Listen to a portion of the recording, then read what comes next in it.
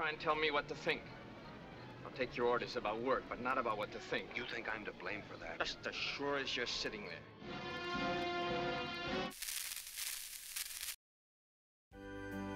Interesting facts about famous people.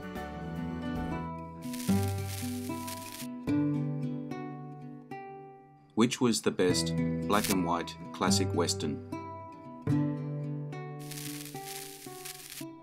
Until post-World War II, almost all westerns were shot in black and white. There were some westerns that were deliberately shot in black and white by choice.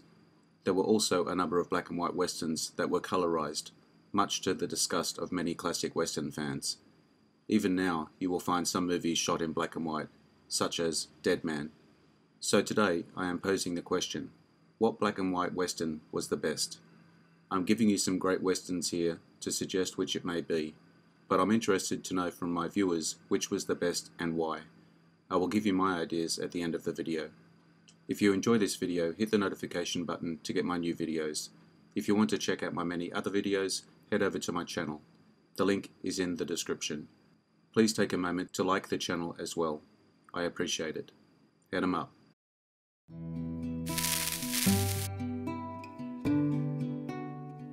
.310 to Yuma, 1957.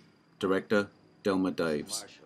Broke small-time rancher Dan Evans is hired by a stagecoach line to put big-time captured outlaw leader Ben Wade on the 310 train to Yuma, but Wade's gang tries to free him. Although most westerns by this time were being produced in colour, Delmer Daves and Charles Lawton Jr. opted to shoot this one in black and white. Lawton used red filters on his lenses, however, to give the landscape an even more starkly parched look, befitting the story's setting amid a lengthy drought. Cast: Glenn Ford, Van Heflin, Felicia Farr, Leora Dana.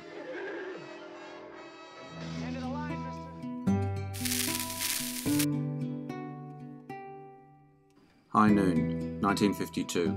Director, Fred Zinnemann. A town marshal, despite the disagreements of his newlywed bride and the townspeople around him, must face a gang of deadly killers alone at high noon, when the gang leader, an outlaw he sent up years ago, arrives on the noon train. After 25 years in the business, Gary Cooper's reputation was in decline, and he was dropped from the Motion Picture Herald's list of the top 10 box office performers. In the following year, he made a big comeback at the age of 51 with this film. Cast: Gary Cooper, Grace Kelly, Thomas Mitchell, Lloyd Bridges.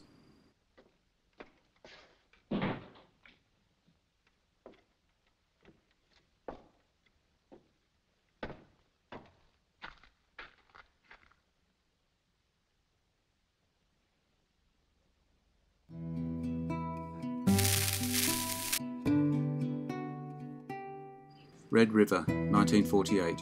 Directors, Howard Hawks, Arthur Rosson.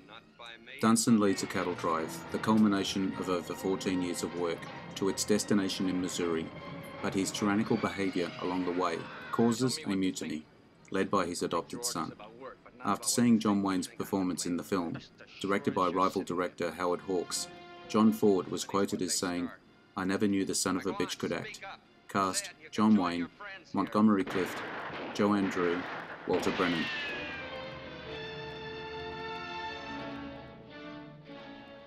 You should have let him kill me, because I'm going to kill you. I'll catch up with you. I don't know when, but I'll catch up. There's one time you'll turn around and I'll be there. The Man Who Shot Liberty Valance, 1962. Director, John Ford. A senator returns to a western town for the funeral of an old friend and tells the story of his origins. Several reasons have been put forward for the film being in black and white. John Ford once claimed it added to the tension, but others involved with the production said Paramount was cutting costs, which was why the film was shot on sound stages at the studio. It has also been suggested that since both John Wayne and James Stewart were playing characters 30 years younger than their actual age, Wayne was 54 when the movie was filmed in the autumn of 1961, and Stewart was 53. The movie needed to be in black and white because they would never have gotten away with it in colour. Cast: James Stewart, John Wayne, Vera Miles, Lee Marvin.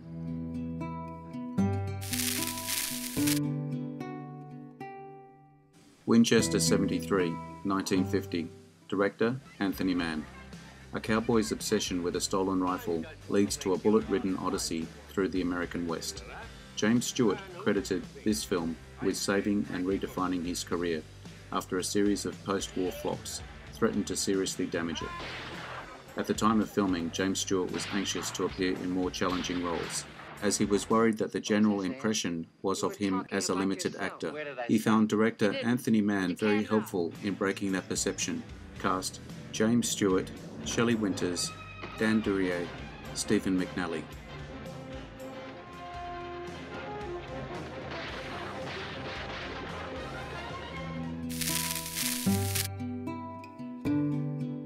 My Darling Clementine, 1946. Director John Ford. After their cattle are stolen and their brothers murdered, the Earp brothers have a score to settle with the Clanton family. Walter Brennan disliked John Ford so much that he never worked with him again.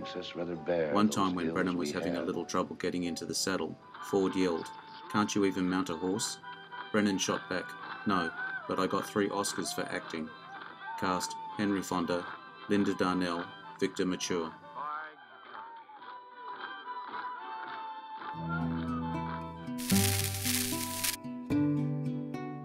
Lonely Are the Brave, 1962. Director David Miller. A fiercely independent cowboy gets himself locked up in prison to escape with an old friend. Not only does Kirk Douglas consider this his favourite picture, but his son Michael Douglas considers this his father's best work too. Douglas also flouted convention and caution at the time by performing his own stunts in the movie. Cast: Kirk Douglas, Gina Rowlands, Walter Matthau, Michael Caine.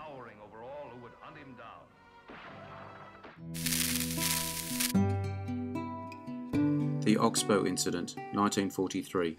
Director William A. Wellman. 2 cowboys, Art Croft and Gil Carter, hitch up their horses and enter Darby's saloon. There it is learned that a rancher, Larry Kincaid, has been murdered. The townspeople immediately form a posse to pursue the murderers. Art and Gil join. Davies, fearing a lynching, also joins, hoping he can prevent such an occurrence. Major Tetley, dressed in an old Civil War uniform, assumes leadership. Stars Henry Fonda, Dana Andrews, and Mary Beth Hughes, with Anthony Quinn, William Ith, Harry Morgan, and Jane Darwell.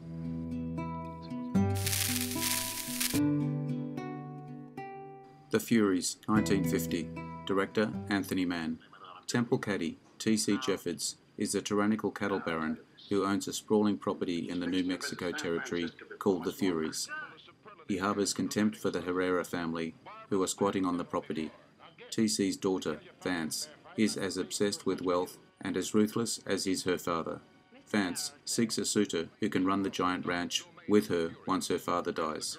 She falls in love with Rip Darrow, who believes that a portion of the Furies' land is rightfully his and holds a grudge against T.C. Cast: Barbara Stanwyck, Wendell Corrie, Walter Houston.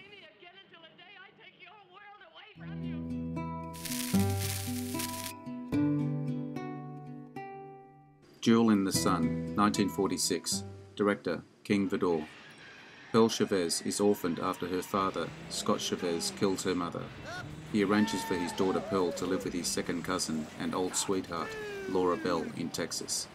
Arriving, Pearl is met by Jesse McCannels, one of Laura Bell's 2 sons. He takes her to Spanish Bit, their cattle ranch.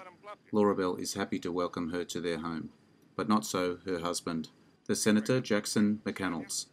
He calls Pearl a half-breed and despises Pearl's father. The second son, Lute, is the ladies' man, with a personality quite unlike that of his gentlemanly brother, Jesse.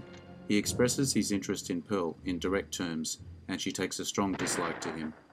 Cast: Jennifer Jones, Joseph Cotton, Gregory Peck, Lillian Gish, Walter Houston, Lionel Barrymore.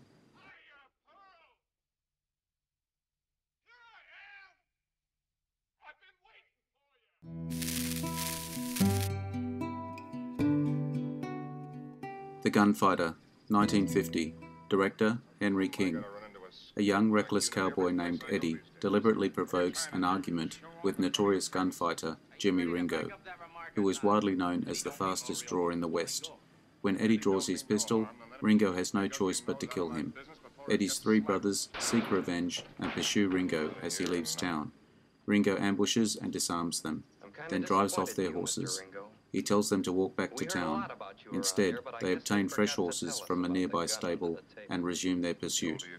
Cast: Gregory Peck, Helen Westcott, Millard Mitchell, and Carl Malden. Keep moving and don't do anything sudden with your...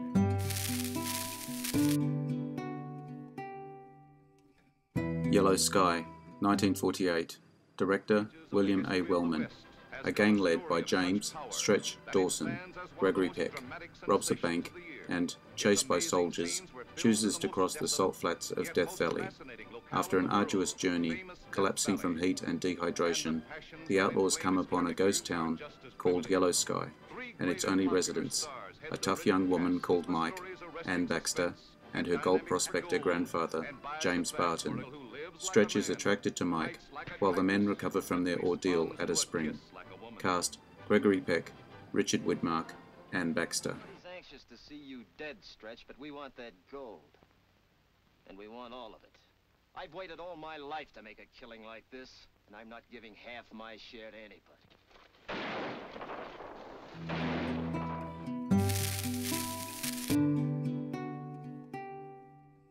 Pursued, 1947. Director: Raoul Walsh. Set in New Mexico, the film tells the story of Jeb Rand, whose family was slaughtered when he was a child. Jeb was found by Mrs. Callum, a widow, who raises him in her family. Traumatized by the killings, Jeb does not recall anything of that night, except for vague images that he sees in a frequent nightmare. Mrs. Callum raises him as her own son, together with her daughter, Thornley, Thor, and her son Adam. Years later, Jeb is shot at while riding a colt, but the shooter misses him. Although Mrs. McCallum blames the incident on deer hunters, she knows that it was an attempted murder by her brother-in-law, Grant. Cast: Teresa Wright, Robert Mitchum, Judith Anderson, Dean Jagger, Alan Hale Sr., Harry Carey Jr.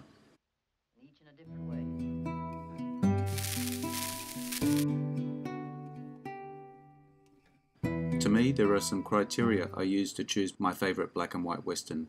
Clearly, the plot and filmmaking prowess is important. Another way is, would the Western lend itself to the darker, higher contrast that black and white film offers, and in some cases a noir effect.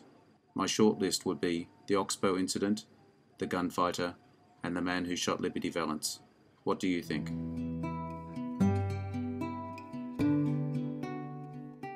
I hope you enjoyed the video. Let me know what you think in the comments. I appreciate your likes and subscribers. Hit the notification button to get my new videos.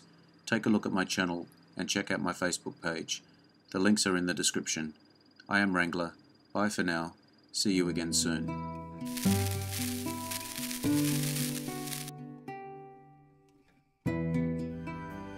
Interesting facts about famous people.